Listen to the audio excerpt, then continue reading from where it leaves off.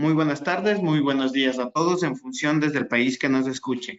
Bienvenidos a ALDE Business School. El día de hoy presentaremos el webinar Nuevos reportes de información no financiera, impactos en Europa y en LATAM, que va a impartir el experto y profesor de ALDE Business School, Sergi Simón. Muchísimas gracias, Alejandro. Bienvenidas a todos y a todas. Y bien, pues nada, vamos a proceder a un nuevo webinar. En este caso, lo vamos a centrar en lo que es la nueva directiva de reporte de sostenibilidad corporativa. De hecho, es una evolución de lo que viene a ser el reporte de información no financiera, tradicionalmente conocido así en Europa. Voy a hacer una pequeña introducción para enmarcarnos en el por qué estamos en este momento de reporte y luego hablaremos, nos introduciremos un poco más en lo que es la directiva en sí. La idea es la siguiente, la idea como siempre explico es que hay un antes y un después del Acuerdo de París. Básicamente es que antes del Acuerdo de París, que fue en el año 2015, todos los esfuerzos se centraban particularmente en la protección del entorno, digamos, en no contaminar, en de alguna manera garantizar que éramos respetuosos con los recursos naturales. Y llegados al 2015 se continúa evidentemente con esa prerrogativa, pero se pone encima de la mesa un nuevo reto, un nuevo concepto, que es que al ritmo de crecimiento de la población que tenemos, pues el modelo de producción y consumo no es sostenible. No es sostenible quiere decir que corremos el riesgo de que colapse todo el sistema. Hablo del sistema más capitalista, del sistema financiero, etc. Esto preocupa enormemente a todos los países, pero en especial al G20, y fruto de esta salida del Acuerdo de París se reúne el G20 y decide que como se va a abordar un cambio de paradigma en el que básicamente se va a centrar todo en descarbonizar la economía, es necesario que de alguna manera las empresas primero analicen qué riesgos y oportunidades supone este nuevo cambio de contexto y segundo, no solo analicen, sino que divulguen, que reporten a los grupos de interés, especialmente inversores y accionistas, cómo este cambio de paradigma, bien por la descarbonización, bien por el cambio en el clima, puede condicionar el rendimiento y solvencia futuro de la empresa. Esto tiene un impacto muy relevante porque eleva la categoría de información no financiera a la de información financiera. Quiero decir que al final el no explicar con claridad o el decir que a ti no te va a afectar el cambio climático o la transición energética y que luego en realidad sí que te afecte, pues vendría a equipararse a lo que sería una falsificación de las cuentas, falsificar eso, unas proyecciones o unas reservas o cualquier otra información de tipo financiero. Esto es lo que acabo de explicar. Nos lleva a que las empresas ya no solo tienen que reportar en términos de impacto, en términos de cómo agreden al entorno natural, sino que van a tener que reportar en términos de cómo este cambio de paradigma puede condicionar su rendimiento y su solvencia futuros. Y lo van a tener que estimar, que calcular, que cuantificar y que reportar de forma anual, y ahora veremos en Europa con la nueva directiva, de forma auditada. Básicamente, y por resumir, se pone de manifiesto que el modelo actual de producción y consumo no es sostenible.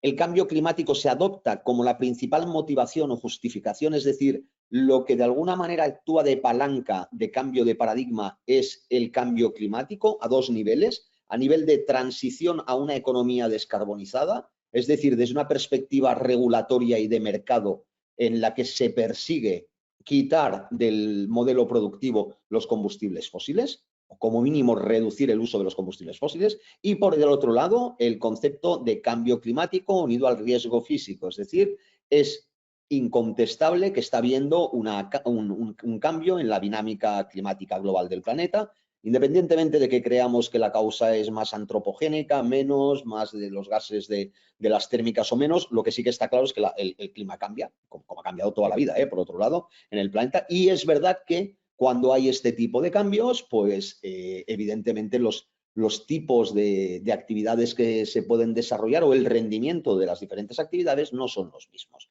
Por lo tanto, tenemos que tener claro que si debido a la dinámica climática, insisto, cuyo cambio pueda tener su origen en los volcanes, en la actividad humana o en los ciclos alrededor del Sol, me da lo mismo. Lo que está claro es que en determinadas áreas, en determinadas latitudes o altitudes, pues no se van a poder desarrollar actividades que hasta ahora se desarrollaban, especialmente de tipo agrícola. Bien, aunque también va a afectar al turismo, va a afectar a otro tipo de actividades.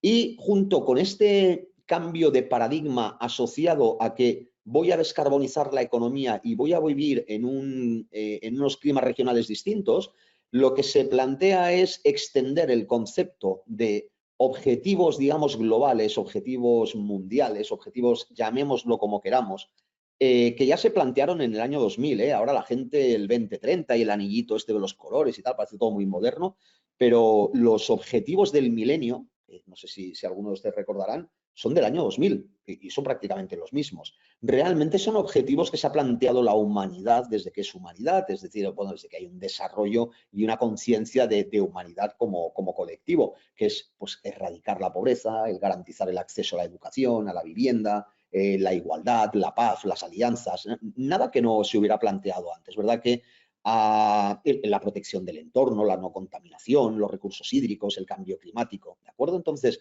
lo que sí que es verdad es que en el 2015 estos objetivos del milenio que habían quedado un poco relegados a determinados foros toman mayor importancia, mayor énfasis por un motivo, porque la idea es la siguiente, es decir, oiga, ya que estamos haciendo una especie de reset, de cambio de paradigma, pues intentemos hacerlo bien ya desde el principio, ¿no? Entonces, no nos centremos, no nos obsesionemos solo con un concepto como el cambio climático, vayamos más allá.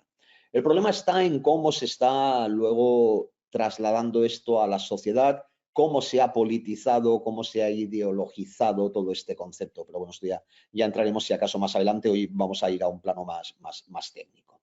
Y luego, bueno, el cambio de modelo de producción y consumo mundial se aborda por primera vez como acuerdo jurídicamente vinculante, es decir, el tema de la descarbonización de los países se adquiere como compromiso, pero como compromiso escrito y firmado. Es la primera vez que se llega a un acuerdo de estas características. Eso no quiere decir que si alguien lo incumple, pues bueno, puede haber una sanción de Naciones Unidas y tal, pero no, nada más. Lo que sí que es claro es que esto se está utilizando desde una perspectiva política, geopolítica e ideológica, ¿de acuerdo? Y que independientemente de quién tenga más razón o menos razón, personalmente creo que ninguno, es decir, yo no me posiciono personalmente ni en el lado de los activistas radicales ni en el lado de los negacionistas, son absurdas ambas posiciones. Lo que sí que está claro es que se están utilizando ambas posiciones para polarizar y de alguna manera condicionar la geopolítica y la geoestrategia y el comercio global. Entonces, lo que tenemos que estar muy atentos, o lo que tenemos que ser muy conscientes, mejor dicho, es que aquí no va a haber un criterio ni unificado ni una unidad de acción. Y pues un poco cada uno va a ir según le convenga, según sus intereses. En este contexto es en el que pongo a Europa. Europa es un continente, es una región que es esencialmente más competitiva en una economía descarbonizada. Es fácil, no tiene petróleo, ¿de acuerdo? No es especialmente rica en gas, si quitamos a Rusia, hablo de la Unión Europea. Por lo tanto, le interesa trabajar en una economía descarbonizada. Le interesa que en general pues el petróleo salga de la ecuación de forma radical. Evidentemente esto ni a Emiratos Árabes, ni a Rusia, ni a Canadá, ni a Australia les va a interesar y por lo tanto pues bueno, ahí ya va a haber presiones. También es verdad que los combustibles fósiles pues bueno, está demostrado que plantean un problema. No quiero decir que la alternativa sean los coches eléctricos, ni mucho menos. Aquí hay mucho de lo que discutir. Lo que estoy hablando es de que aquello de lo que se preocupaban en el Club de Roma en el año 70 y pico, o en lo que se preocupaba el señor Malthus, o antes de lo que se preocupó Erasmus Darwin, el abuelo de Darwin, sobre los límites al crecimiento de la población humana, nos hemos dado cuenta de que realmente el recurso crítico no era tanto el alimento, que es lo que pensaban ellos, porque hemos llegado a conseguir una capacidad de producción elevadísima y unos rendimientos espectaculares en lo que es alimento, Otra cosa es que luego consigamos y garanticemos que llegue a todo el mundo. Pero, digamos, capacidad para alimentar a toda la población mundial de 10.000 millones de habitantes la tenemos. Ahora, capacidad de satisfacer necesidades no fisiológicas, no básicas, que vayan más allá de la alimentación, al ritmo de consumo que tenemos en la clase media actual, pues una población estimada de 3.600 millones de habitantes de clase media no es sostenible. No hay litio para tanta batería de tanto móvil, ni hay tejido para tejer el ritmo de cambio de ropa de 3.600 millones de habitantes de clase media. Y eso es lo que realmente podría llevar a colapsar quizás, ¿no? un sistema de producción y consumo o de oferta y demanda como el que conocemos. Y por lo tanto hace falta replantearnos cómo abordamos toda esta situación. Esto en un entorno globalizado, pues imaginaros, es una bomba de relojería. Por otro lado, es un momento apasionante para estudiar cualquier tema que tenga que ver con la geopolítica, con la economía, con la sociología, yo diría que hasta con la psicología, con cualquier disciplina que os venga a la cabeza. Bien, se define, y esto es importante, como elemento catalizador al sector financiero. Es decir, en vez de voy a poner multas a la gente que no cumpla, que contamine, que emita CO2, lo que voy a hacer es, voy a encargar al sistema financiero para que haga fluir el capital hacia lo que es sostenible. Es decir, yo le voy a decir al sistema financiero que todo el dinero que deje a empresas que no sean sostenibles se va a ver penalizado y que todo el dinero que deje a empresas que sean sostenibles se va a ver de alguna manera bonificado. Si yo consigo que el sistema financiero tenga incentivos para hacer fluir el capital hacia lo sostenible, pues todo aquello que sea sostenible tendrá un mejor y más económico acceso al capital y por lo tanto tendrá más capacidad de florecer, de crecer, de mantenerse. Por contra, todo aquel que no sea sostenible, aunque no le multe nadie, va a tener una mayor dificultad de acceso al capital. Vale, esto nos lleva a que de alguna manera las empresas, las actividades van a tener que comunicar y van a tener que demostrar cómo de sostenibles son. Porque como más sostenible sea, mejor acceso al capital tendré. Quedaros con este breve resumen. Es algo muy simplista lo que estoy diciendo, pero el resumen es ese. Entonces, a nivel europeo, que somos especialistas en regular, concretar y reportar miles y miles de indicadores, se llega a la conclusión de que quizás ya basta de reportar tanto y reportar mejor. Vamos a ver, se trata de que las empresas a partir de ahora empiecen a definir exactamente qué es lo que puede condicionar su futuro en términos de impacto hacia los grupos de interés y de impacto de los grupos de interés en el nuevo contexto hacia la empresa y definan métricas que de alguna manera, pues bueno, den al público, a los grupos de interés, información sobre hacia dónde va el rendimiento y solvencia futura de la empresa.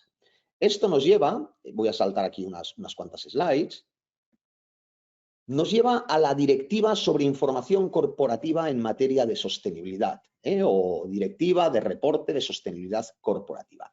No es nada nuevo, es decir, en el 2014 ya se aprobó una directiva de reporte de información no financiera, que está actualmente vigente y que obligaba a las empresas a reportar cuáles eran sus impactos. ¿A qué empresas? Ahora lo veremos dentro del alcance. Pero básicamente se decide cambiar del 2014, que tampoco era tan antigua esta directiva de reporte, a una nueva directiva en el 2018 que entra en vigor ahora, por dos motivos. Primero, porque se considera que la información que se divulga actualmente es insuficiente para inversores y público en general. Es decir, ahora la información que se divulga es una información, digamos, muy basada en métricas que no se pueden interpretar en términos de inversor o en términos de grupo de interés. Me explico. ¿Cuántas toneladas de papel consumes al año? ¿O cuánta luz has gastado? ¿O cuántos? Realmente estas métricas sí son informes enormes, en cuatricomía, muy bonitas. He plantado 10.000 árboles, cada vez consumo menos papel y menos tóner. Pero a mí no me dan información sobre cómo de resiliente eres a un contexto en el que vamos a descarbonizar la economía, en el que va a haber una polarización brutal entre regiones más dependientes de combustibles fósiles y menos dependientes, y en un contexto en el que además determinados tipos de actividades van a verse completamente condicionados o eliminados o promovidos por las nuevas condiciones climáticas, y en un contexto en el que además las reglas del juego van a cambiar, ¿vale? ¿Por qué? Porque va a haber escasez de recursos naturales, especialmente recursos basados en tierras raras, en todo lo que es materia prima para tecnología. Y por otro lado, también se encontraba faltar en este modelo de divulgación una estandarización en la divulgación de información no financiera. Es decir, a nivel global, las empresas informan en todo el mundo, básicamente centrándose en dos estándares. Las empresas más europeas, más de cultura europea, más latinas, somos o hemos sido más seguidores del estándar GRI, de la Global Reporting Initiative, que son unos estándares que básicamente no son más que listados de métricas. Dígame, consumo de agua, consumo de papel, consumo de producción de residuos peligrosos, no peligrosos, asimilables a domésticos, sanitarios, residuos de la construcción, emisiones de alcance 1, de alcance 2, de alcance 3, número de viajes por persona, número de trabajadores, equidad, salario mínimo, bueno, cientos y cientos de métricas, que yo no digo que no sirvan para nada, pero realmente de la forma en la que se reportan dan poco valor al que lee el reporte. Además, el estándar GRI no era obligado a utilizarlo por las empresas que tenían que divulgar sobre esa directiva. La directiva lo que te decía es, oiga, usted debe divulgar sobre los impactos que usted genera. Pues vean, cada uno lo hacía según el estándar que quería. Insisto en que a nivel europeo se trabaja más el estándar GRI. En culturas más anglosajonas, digamos, se utilizan unos estándares más de, en vez de impacto, de lo que la empresa impacta sobre el entorno, más de materialidad financiera. Es decir, lo que el contexto de la regulación de la protección ambiental repercutía sobre la solvencia y el rendimiento de la empresa. Digamos que la cultura europea ha sido más de materialidad de impacto, de garantizar que protejo el entorno. La cultura más americana, pues evidentemente, o anglosajona, es más de garantizar que la empresa continúa y que, por lo tanto, la información no financiera que le doy a mi inversor o a mi futuro accionista o a mi accionista, pues bueno, le es relevante para la toma de decisiones, independientemente de lo que yo luego contamine o no contamine, que también tengo que explicarlo, ¿eh? Entonces, como había una falta de estandarización en qué estándares utilizar, pues en Europa se decide que vamos a crear una nueva directiva con sus propios estándares. Los objetivos de esta directiva es obligar a las empresas a aumentar la transparencia y la responsabilidad, ampliar el alcance y la calidad de los informes de sostenibilidad, incluir un análisis de impactos tanto positivos como negativos, riesgos y oportunidades, establecer normas y estándares de reporte comunes para todos los países europeos, alinear distintas normativas ya existentes. Hay mucha normativa que hace referencia a cosas que deben reportarse y se ha intentado homogenizar, y alentar a las empresas y a sus órganos de gobierno a desarrollar una estrategia para mejorar la sostenibilidad. ¿A quién le aplica? Pues bueno, de entrada le aplica a las empresas que ya tenían que reportar según la directiva anterior. Pensar que básicamente son todas las grandes empresas de interés público, instituciones de crédito, compañías de seguro con más de 500 empleados, todas las cotizadas, empresas matrices de grandes grupos. Grandes grupos son grupos formados por sociedades matrices y filiales, incluidas en una consolidación que cumple tener una cifra de activos superior a 20 millones o un importe neto de cifra de negocios superior a 40 millones y una media de más de 250 empleados durante un ejercicio en base consolidada. Todas las grandes empresas de la UE que cumplan con los siguientes criterios: activo superior a 20 millones o cifra de negocio superior a 40 y media de 250. Y las pequeñas y medianas empresas que coticen en bolsa en Europa, otras empresas de la Unión Europea y de fuera de la Unión Europea con valores cotizados en mercados regulados y regulados, y estos incluyen valores de deuda con denominaciones inferiores a 100.000 euros o equivalentes. Bueno, realmente lo que nos tenemos que quedar si somos fuera de Europa es que para extracomunitarias, si el volumen de negocio neto generado en la UE a nivel consolidado o individual supera los 150 millones de euros para cada uno de los dos últimos ejercicios consecutivos, la empresa, aunque no esté en Europa, tiene que someterse a la directiva de reporte de sostenibilidad corporativa. Y siguiente, si tiene al menos una filial en la Unión Europea, ya sea gran empresa de la UE o una empresa que cotice en un mercado regulado de la UE, o una sucursal con volumen de negocios neto superior a 40 millones, también va a tener que reportar según lo que establece la directiva. Independientemente, si es al revés, si lo que nosotros somos empresas filiales de una matriz europea, directamente nosotros o de forma individual nosotros no vamos a tener que reportar como filial, pero nuestra matriz va a tener que reportar todos nuestros datos. Por lo tanto, aunque nosotros no tengamos que hacer el informe, vamos a tener que disponer de toda la información que exige la directiva porque nuestra matriz va a tener que reportarlo por nosotros. Esto es el calendario, básicamente que tengáis en cuenta que ya ha entrado en vigor, que este año es el primer año, este año 2024, en el que las empresas van a elaborar su informe de información no financiera basándonos en esta directiva y que a partir de aquí pues hay un calendario progresivo para otro tipo de actividades, las pymes, las que no estaban en la anterior directiva de divulgación, etc. Y así llegamos hasta el 2027. Esto simplemente que tengamos en cuenta que hay toda una serie de normativas relacionada, que es la que os decía antes, que es la que aglutina esta directiva de reporte. Todo lo que tenía que reportarse con relación a la sostenibilidad ahora sea en una sola directiva. Y entonces, en último término, me gustaría comentar el cómo se ha unificado lo que se va a reportar. ¿De acuerdo? Entonces, lo que hace la Unión Europea es, bueno, encarga a la EFRAG, que es el Grupo Asesor de Información Financiera Europea. Fijaros en esto, que se lo encarga al Grupo Asesor de Información Financiera, no el Grupo Asesor en términos de sostenibilidad ni de medio ambiente, no, de información financiera. Es decir, Europa se posiciona por primera vez, o se posiciona no, por primera vez da una importancia de relevancia extrema a la materialidad financiera. Es decir, a lo que el cambio de contexto, la forma en la que actúen los stakeholders, los diferentes grupos de interés, pueden afectar al futuro rendimiento y solvencia de mi empresa. ¿Bien?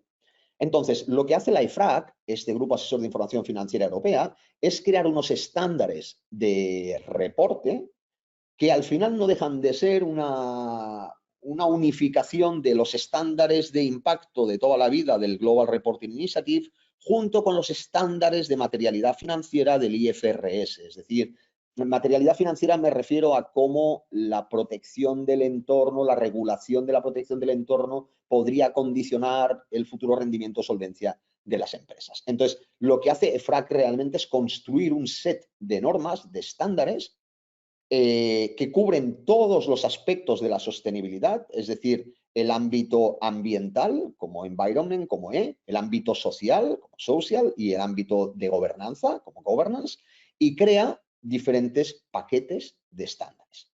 Entonces, básicamente el paquete de estándares SRS es dos generales, el Cross-Cutting Standards, los transversales, que tiene unos principios generales en el SRS1 y unos primeros puntos de reporte, digamos, obligatorios para todo el mundo, independientemente de que sean cuestiones materiales o no materiales. De entrada vamos a traducir en esta sesión materialidad por importantes o no importantes. ¿De acuerdo? Entonces, en eso SRS2 te dicen, oiga, usted tiene que decirme todas las metodologías que va a utilizar para identificar riesgos y oportunidades, para medir la materialidad de los impactos, para cuantificar la materialidad financiera, para obtener las diferentes métricas, para divulgar métricas sobre las que no tiene datos explicando cómo va a conseguirlos en un futuro, etcétera, etcétera, etcétera. Pues todo esto forma parte del SRS2. Y a partir de aquí tenemos 5 bloques de medio ambiente, que es básicamente el cambio climático, que incluye mitigación y adaptación, contaminación, que incluye todo lo que no son gases de efecto invernadero, ni agua directamente, que es el caso de contaminación lumínica, ruidos y vibraciones, emisiones de otros gases que no tienen por qué ser de efecto invernadero, dioxinas, furanos, etcétera. Todo lo que tiene que ver con el ciclo del agua, todo lo que tiene que ver con biodiversidad y ecosistemas, todo lo que tiene que ver con los recursos naturales, propiamente dichos, y finalmente, recursos naturales, quiero decir seres vivos, plantas y animales, Y finalmente, todo lo que tiene que ver con los recursos y la economía circular, es decir, todo lo que tiene que ver con recurso renovable de la tierra y lo que tiene que ver con las 3 R's del reutilizar, recuperar, reciclar. Bien. Pasamos a un siguiente bloque de 4 grupos, de 4 ámbitos, subámbitos, topics que llaman los SRS, que hacen referencia a la parte social. Entonces, la parte social la divide en 4 bloques.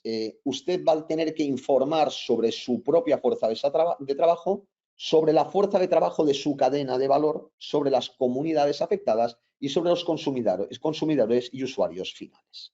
Aquí, pues, cada uno de estos SRS tiene una serie de métricas, te explica cómo tienes que calcularla, cómo tienes que reportarla, qué metodologías de cálculo existen para que la puedas calcular, etc. Esos son documentos que ahora mismo estamos trabajando uno a uno porque claro, las empresas ya tienen que reportar según todo esto. Una cosa muy importante y algo que yo creo que la gente está olvidando o que no le está prestando atención y igual es porque no se han leído los principios generales. Solemos ir al Excel final sin leernos los prólogos y las introducciones.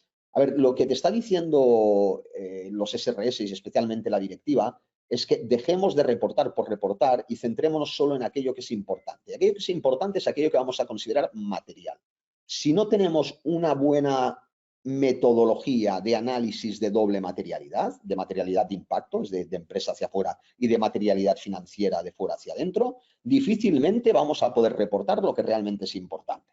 Y en lo que vamos a hacer, que es lo que veo que está pasando en muchas organizaciones que están abordando este cambio de reporte, es que vamos a reportar todos los indicadores que salgan aquí, sean importantes, no sean, y si no tengo el dato me lo invento. Yo creo que esto es un error tremendo, porque puede llevar, primero porque no solucionamos lo que pretende solucionar la directiva, y segundo porque puede llevar a inducir a confusión o error a los inversores. La gran diferencia es que tú hasta ahora podías hacerlo y como, digamos, no existía esta condición de elevar la información no financiera a información financiera, pues bueno, si no estaba muy claro, pues no pasaba nada. Pero claro, es que ahora, en 1 año, en 2 años, a partir de que tú hagas el primer reporte, un inversor puede llegar a demandarte porque esta información no sea clara, sea poco precisa, sea confusa, incluya datos no relevantes, etc. Y esto, pues bueno, cuando empiecen a llover, supongo yo, las demandas y demás, la gente se lo tomará en serio. Pero hasta ahora, lo que se está vendiendo desde el mundo de la consultoría es vamos a pasar de un estado de información no financiera de 500 indicadores a uno de 1.200 indicadores. Las empresas van a tener que destinar un montón de recursos a reportar más indicadores. Pues creo que es un error, porque no es lo que dice la directiva. La directiva lo que te dice es, oiga, céntrese primero en qué es importante y entonces, eso sí, lo que es importante, repórtelo muy, muy bien, pero no reporte por reportar. Bien, esto ya es un poco la descripción de lo que serían los SRS, los requisitos generales, ya os he explicado cómo funciona, la divulgación general, lo que todo el mundo tiene que reportar independientemente de que sea o no sea material.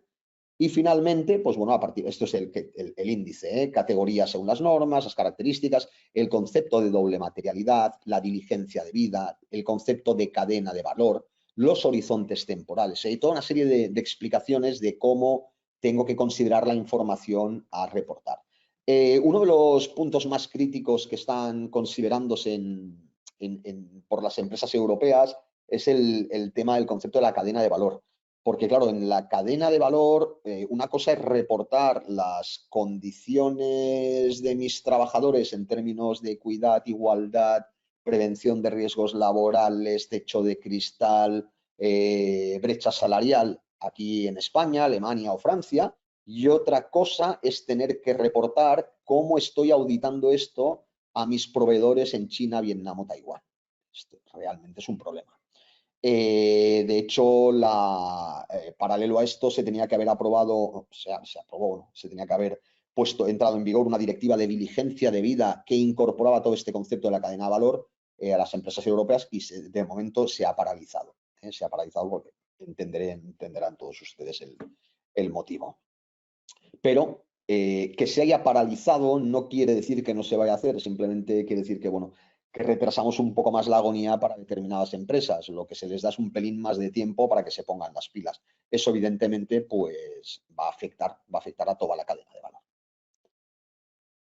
Cómo se prepara y presenta la información, cómo se estructuran las declaraciones, etc. Otro de los grandísimos cambios que incorpora esta nueva directiva, que todavía no se va a llevar a cabo en este primer ejercicio, pero espero que en el siguiente, y si no en el 25 o en el 26 ya seguro, es que va a tener que ser auditado por tercera parte, al igual que se auditan las cuentas anuales.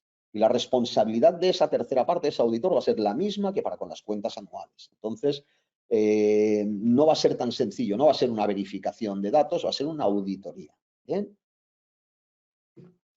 Y lo que comentaba antes, lo que se exige de la información que se vaya a reportar es que sea relevante, que sea y que tenga, o que sí, que suponga una representación fidedigna, que sea comparable, verificable y comprensible. Pero fijaros que la primera es la relevancia.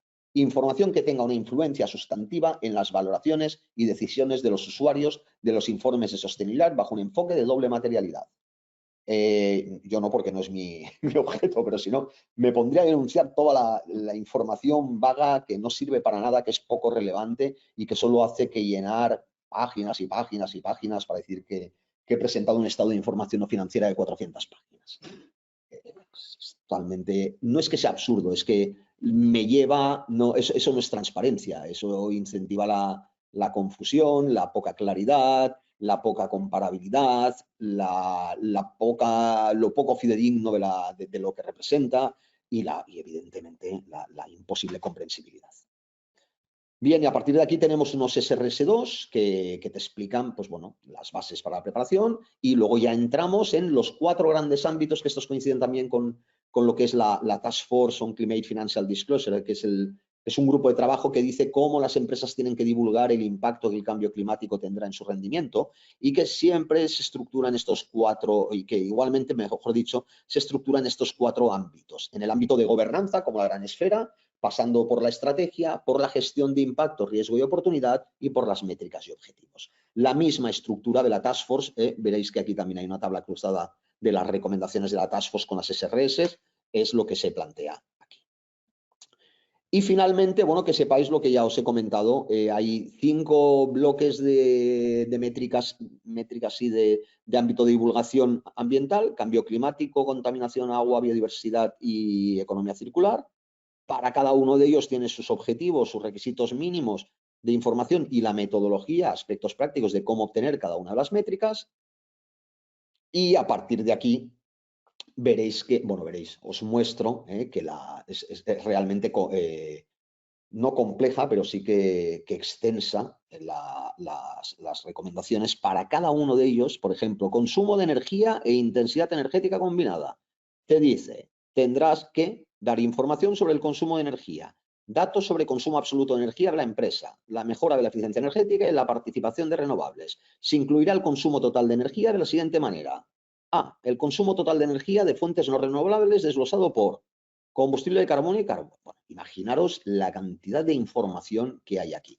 Claro, si yo realmente el consumo de energía en mi empresa, por lo que representa a las fuentes no renovables, es un 1% o un 0,5%, como comprenderéis eso, es fácilmente justificable que no es material, y por lo tanto yo no voy a hacer todos estos cálculos. Ahora, si nadie se ha entretenido antes en decir que eso no es material, pues me van a cobrar como consultores, como lo que sea, para hacerme todos estos calculitos de aquí. Luego lo que te dicen también es cómo utilizar estos registros, o sea, cómo puedo obtener esta información, qué normas de referencia, si son ISO, si son UNES, si son de lo que sea, podría tomar en cuenta para hacer estos cálculos, etc. Bien. Luego lo mismo para los sociales y finalmente lo mismo para gobernanza. En gobernanza básicamente es diligencia de vida. Es un tema que lo que te pide es que de alguna manera pues, definas métricas relacionadas pues, con la ética, con la anticorrupción, con el soborno, con el antisoborno, con el tema del NAFTA, bueno, pues con todo lo que tiene que ver con la gobernanza de las empresas.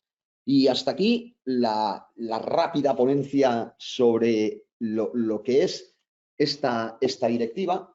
Que tengáis en cuenta también una cosa, esto es muy importante. Claro, yo he hablado del ámbito de aplicación. Y he dicho, bueno, a todas las empresas europeas que compran con estas características, a las de fuera que no sé qué, pero claro, hay que tener en cuenta una cosa, que cuando tú entras a analizar estos SRS, una de las cosas que te pide es que calcules el impacto que tú estás generando y tal, pero el impacto que también genera tu cadena de valor. ¿Qué es lo que pasa? Que si yo soy cliente de Inditex, o soy cliente de Repsol, o soy cliente de Endesa, o soy cliente de BNP, es muy fácil que estos clientes míos, perdón, si yo soy proveedor, sí, es muy fácil que estos clientes míos tan grandes tengan que reportar información mía. ¿Por qué? Porque se les está diciendo que de alguna manera tengan en cuenta lo que contamina su cadena de valor y la forma en la que se cumplen los derechos laborales, los derechos humanos en los trabajadores de su cadena de valor. Entonces, aplica directamente a las grandes empresas, pero indirectamente aquí va a caer, vamos, tantato que se dice en España. Espero haber sido suficientemente claro. Bueno, es una breve presentación de lo que supone todo esto. Esto es para darle horas a los SRS, pero si nos hemos quedado con el concepto y el por qué debe, bueno, o qué es lo que va a pasar, lo que va a suceder, los grandes retos que vamos a tener, ya hemos ganado mucho. Entonces, yo ahora estoy a su entera disposición para cuantas consultas estimen oportuno, y vamos comentando. Bueno, primero, muchas gracias a todos por los que agradecéis la sesión. Piden, por ejemplo, vale. ¿Cómo medir el uso de armas y su impacto en cambio climático, fauna, bla, bla, bla? A ver, el uso de las armas no puede formar parte de ninguna actividad económica, al no ser que sea para defensa. Es decir, imagínate que yo tengo un cinturón de defensa en una actividad extractiva en una zona en conflicto. Muy bien. El uso de estas armas evidentemente tienen un impacto, pues, sobre el clima no, la arma en sí. Otra cosa es la fabricación de armas, el uso de las armas. Y aprovecho que me hablas de uso de armas, porque esto se puede aplicar a cualquier cosa. Debemos distinguir siempre entre el uso y la producción o la fabricación. Aquí me dices uso de armas. El uso de armas, el impacto que puede tener, básicamente, estamos hablando de, claro, no sé si me hablas de armas de destrucción masiva, vamos mal, pero armas normales, armas de munición, digamos, pues bueno, lo que tiene es un impacto acústico, que evidentemente si estoy en un espacio protegido, pues me ahuyentará determinadas especies. Si hay especies nidificantes cerca va a haber un problema y entonces se exige de un estudio. Pero básicamente, Rodrigo, yo esto no lo veo. Lo problemático es que se utilicen armas más que el pequeño impacto que pueda tener. No sé en qué entorno me estás hablando de impacto. ¿Qué responsabilidad tendrán las empresas productoras de alimentos que, a pesar de satisfacer las necesidades de suministro, sus productos impactan la salud de los consumidores? Por ejemplo, energías que afecten al medio ambiente, alimentos ultraprocesados, etc. A ver, estos son dos dimensiones. Por un lado,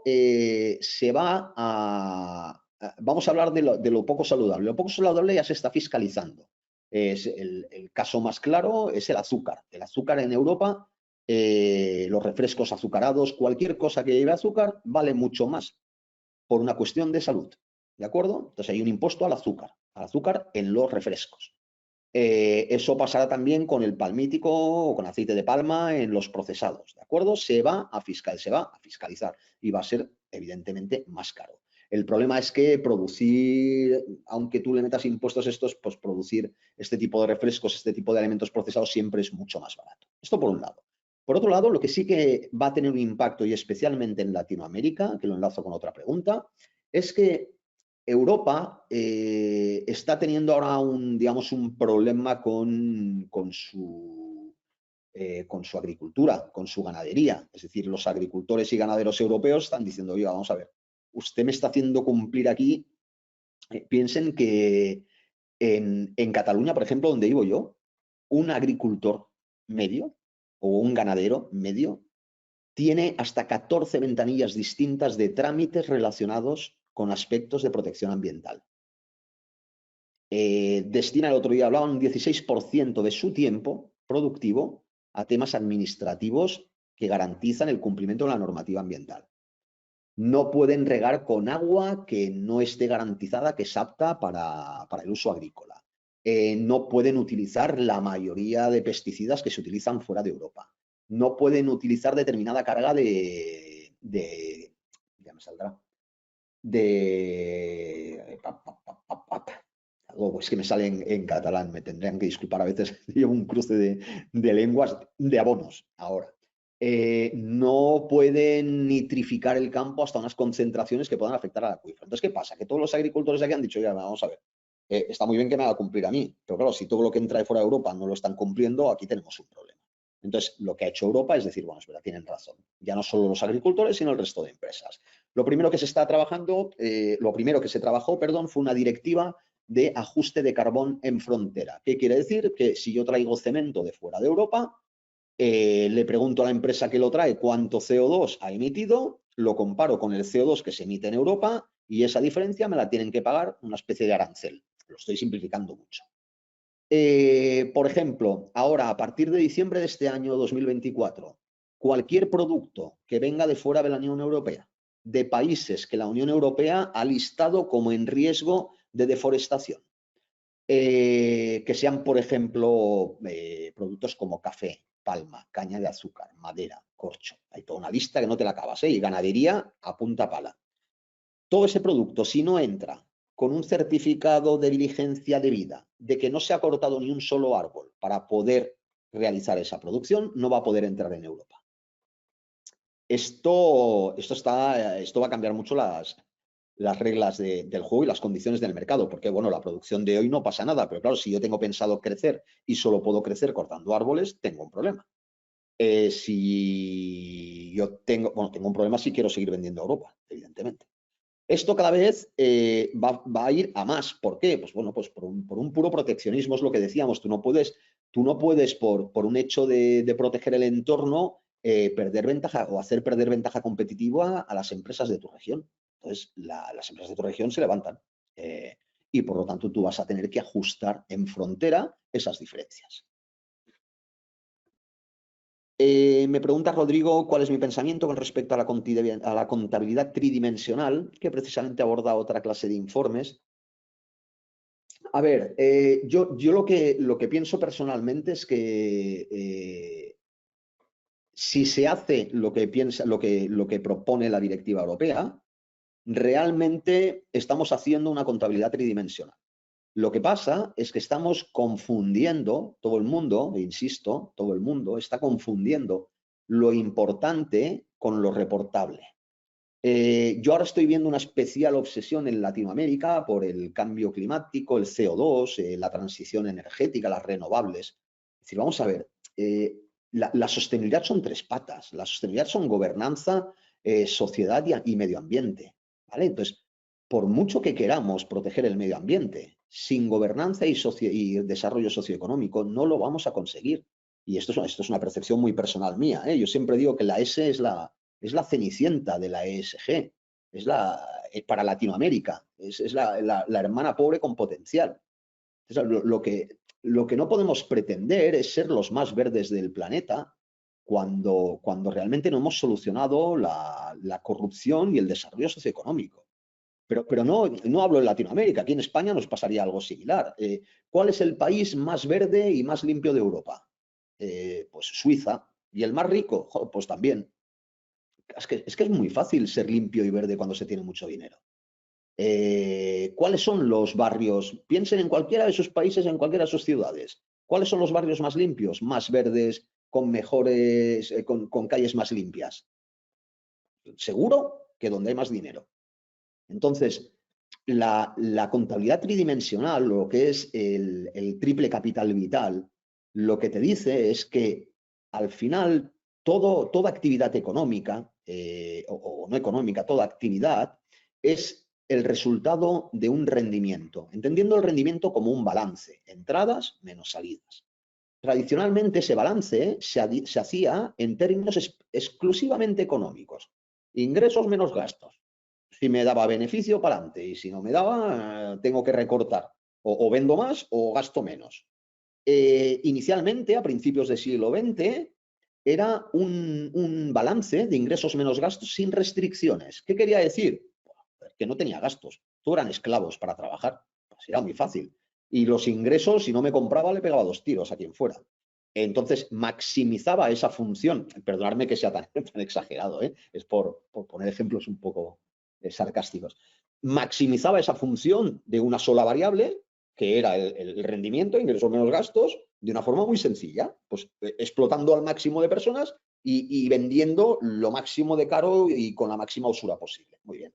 Con el tiempo conseguimos derechos, bueno, y se me olvidaba, y contaminando lo que hiciera falta, y desviando ríos si hacía falta. A mí, plim, lo importante es ingresos menos gastos, sin restricciones. A medida que avanza el siglo XX, lo que empiezan es a imponerse restricciones, empiezan a aparecer los derechos laborales, en el XIX la Unión Internacional del Trabajo. A mediados del siglo XX, Estados Unidos, bueno, en el año 70 prohíbe el DDT, la primera vez que se prohíbe un producto químico como pesticida, pero porque causaba daños al medio ambiente. Empezamos a trabajar restricciones, es decir, oiga, usted tiene que maximizar ese rendimiento económico de ingresos menos gastos, pero con las reglas. Bien, en el siglo XXI la cosa cambia. Ya no se trata de maximizar el ingresos menos gastos con restricciones, sino que se trata ahora de maximizar 3 balances. Es decir, el nuevo concepto, el concepto tal como lo estoy trabajando yo, de triple contabilidad, lo que te dice es, oiga, usted como agente económico y social, como empresa, usted genera un balance económico, ingresos y menos gastos, pero usted genera también un balance social, es decir, usted le coge cosas a la sociedad y le devuelve cosas. Le coge fuerza de trabajo, devuelve salarios. Le coge infraestructuras, le devuelve servicios. Le coge espacio, le devuelve producto. Estoy inventando, ¿vale? Entonces, al final, de lo que se trata es de que, al igual que usted debe maximizar ese balance económico, de que ingresos menos gastos sea lo más grande posible, aquí se trata de que maximice, pero de que minimice. Es decir, que lo que yo cojo sea mucho menor de lo que yo devuelvo o que devuelva mucho más de lo que yo cojo. Maximizar ese balance social. Y lo mismo podemos decir para el entorno. Pero en el entorno se trata de que, en el entorno es más fastidiado todavía, porque le cojo y encima le devuelvo cosas que le hacen más daño. Entonces, se trata de que yo ahora al entorno le quite lo menos posible, de ahí de que se utilicen los recursos renovables. ¿Qué quiere decir? Que yo coja solo aquello que no desgasta el entorno y que devuelva recursos que en algún momento ya me cargué. Es decir, pues que vuelva a repoblar determinadas zonas, que vuelva a recuperar zonas degradadas, que vuelva a reintroducir determinadas especies. Bien, entonces, al final, las empresas tendrían que maximizar este triple balance. Es decir, en vez de, pasamos de una función de una variable, que era el rendimiento económico sin restricciones, a una función de una variable con restricciones ambientales y sociales, a una función de 3 variables, una variable ambiental, una variable social y una variable económica, perdón. Entonces, hoy en día de lo que se trata es de trabajar esa triple contabilidad. ¿Para qué pasa? Que si yo ahora, porque está de moda en Europa y porque queda súper woke y tal ser ambientalista y ecologista, me desvivo por maximizar un rendimiento, un balance sobre algo que además a nivel mundial no tiene impacto, porque el CO2 que yo pueda evitar en cualquier caldera de gasoil en Perú no tiene nada que ver con lo que emite China e India, es que ni tendrá nunca nada que ver. Entonces, lo realmente material no se tiene que identificar de forma independiente. Yo primero tengo que decir, a ver, lo material ahora para mí, ¿qué es? Lo material es la S, es que es lo social. Eso no quiere decir que pueda contaminar lo que me dé la gana.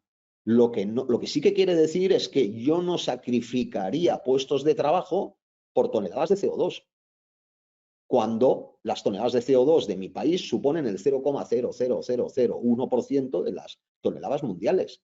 Si el problema del CO2 realmente es el cambio climático, es un tema global, ¿eh? Entonces, si fuera un tema de que ese CO2 causa muertes directas, evidentemente yo reduciría, eliminaría las emisiones de CO2 en mi país o en mi ciudad o en mi actividad. Bien. Espero haberte contestado, Rodrigo. Salto algunas preguntas. El impacto para Latinoamérica, te he comentado, José Antonio. Yo supongo que Latinoamérica tiene que ser muy consciente de que está entre muchas tierras, es decir, Latinoamérica no tiene un posicionamiento claro y yo creo que lo inteligente sería diversificar y jugar a diferentes cartas. O sea, Latinoamérica no es Europa, que está haciendo una apuesta decidida por descarbonizar la economía, aunque ya están saliendo voces críticas en el interior, en el seno de la Unión Europea, precisamente porque eso hace perder competitividad a determinados sectores que se quejan. Esto hace crecer, pues, ¿qué? El radicalismo en cualquier sentido. Y Latinoamérica tampoco es China, tampoco tiene la capacidad de producción de China ni tiene el capital de Estados Unidos. Entonces, bueno, yo creo que Latinoamérica es el momento en que tiene que jugar a ser inteligente y no jugar a ser el más verde ni a copiar a nadie.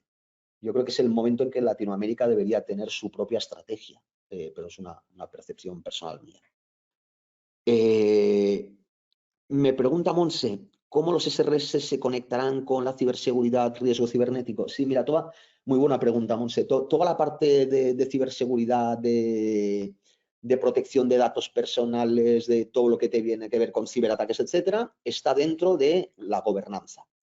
Esto es uno de los problemas que tenía, bueno, la comisión, no, y todos los estándares de reportes. ¿Dónde ponemos lo ciber? Pues como no cabía ni en lo ambiental ni en lo social, lo han puesto en gobernanza. Gracias, Fermín, también contentísimo de que os haya gustado. Me pregunta Pablo, ¿los canales de denuncia laboral ambiental deben ser detallados dentro de los informes respecto a los canales que se utilizan? Bueno, a ver, el concepto de canal de denuncia tiene su normativa específica en cada país, ¿de acuerdo? Entonces, depende del país en el que estés, la forma en la que debe elaborarse, actualizarse y gestionarse ese canal de denuncia va a ser diferente. Lo que sí que está claro es que en los SRS, en el reporte, tú vas a tener que decir si tienes esos canales de denuncia, si cumplen con la normativa de tu país, si los canales de denuncia, bueno, qué porcentaje de denuncias se han presentado en esos canales, qué tasa de resolución han tenido, etcétera. Esto lo vas a tener que hablar. El Topic Social and Governance. Bueno, es que al final el Topic Social and Governance son dos topics. Hay tres topics ahora, el environment, el social y el governance. Pues aplican los dos, sí. Los SRS hacen referencia a los tres ámbitos de la ESG o de la sostenibilidad. Luego me pregunta Francisca si es necesario o recomendable tener implantada una estrategia de sostenibilidad para poder reportar en ese estándar. A ver, si eres una empresa que va a estar obligada así, si eres una empresa que depende de clientes sensibles a este tipo de reporte, pues yo me preocuparía por saber qué información va a ser relevante para mi cliente. ¿Por qué? Porque me va a interesar quedar bien con mi cliente. Por ejemplo, ahora los bancos pues van a buscar empresas que sean lo más sostenibles posibles. ¿Por qué? Porque les interesa dejar dinero a ese tipo de empresas porque les mejora su Green Asset Ratio, que se llama un ratio de dinero verde, para entendernos. Pues lo mismo va a pasar con los grandes proveedores.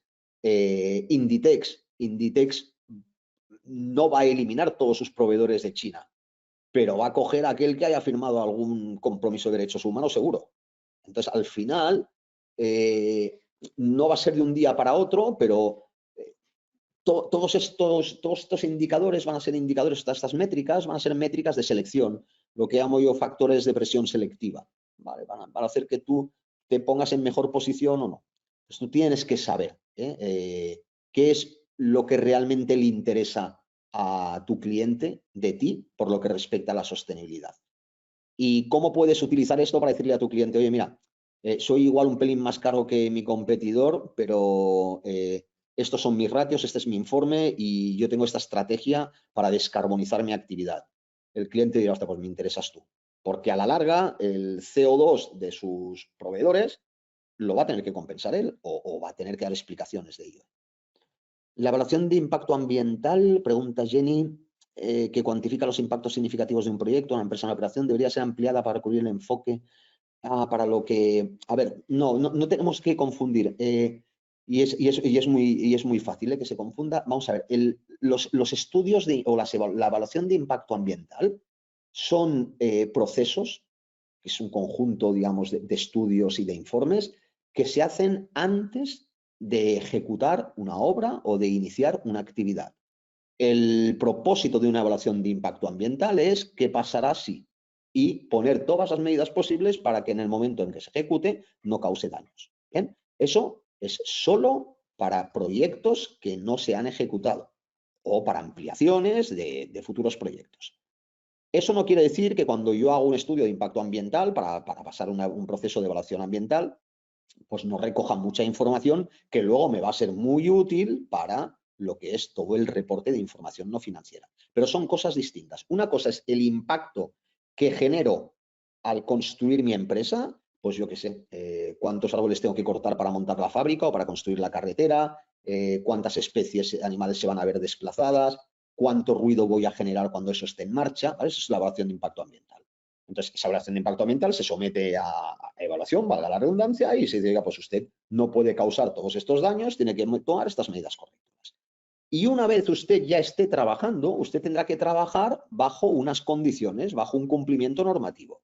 Pero eso no exime de que tú estás causando unos impactos en la sociedad por el tipo de producto que generas o el tipo de servicio que realizas. Pues esos impactos que tú vas a producir una vez ya estés en marcha, aunque estés cumpliendo toda la normativa, es lo que se te pide que reportes. Me pregunta Catalina, quedan dos preguntas, ya con esto acabaré. Para América Latina, la UE seguirá siendo un excelente socio comercial. ¿Cuáles son los principales SRS que afectarán a empresas y o productos en Latinoamérica en este 2024? A ver, y esto, insisto que también es muy personal, yo creo que América Latina tiene dos grandes sectores que tendrían que preocuparse, que tendrían que trabajar bien todo este tema. Uno es el agroganadero, agroexportador, agricultura y ganadería, y el otro es el sector minero. ¿Por qué? Porque Europa se va a poner muy dura para importar productos de Latinoamérica que no cumplan con las condiciones ambientales que se exigen aquí en Europa. Y luego lo otro va a ser todo lo que se importe, bueno, y todo lo que sea con el producto alimentación, del sector alimentación. Y luego otra cosa que va a ser muy importante es que las empresas europeas van a exigir a las empresas de fuera de Europa que se cumplan con criterios de derechos laborales similares a los que exige la normativa europea. Aunque tu normativa en Colombia, Chile, Perú, México, donde estés, no te los exijan.